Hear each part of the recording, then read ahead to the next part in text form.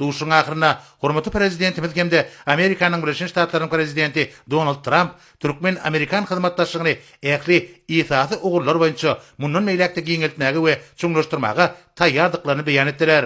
Sonra hormatly prezidentimiz Merkezi Aziýa Amerikanyň Birleşik Ştatlary formatynaky sammitde gatnaşdy.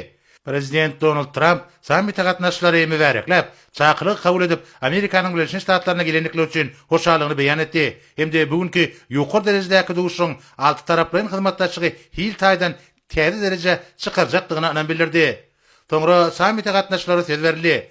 Hormatly prezidentimiz sammitde çykyş etmek bilen Merkezi Aziýa Amerikanyň Birleşik Ştatlary formatynaky sammitde gatnaşmaga çakylyk üçin prezident Donald Trump'a minnetdarlyk bildirip, bu formatyň düredilen pursatyndan bäri gazanylan oňy netijeleri bellidi.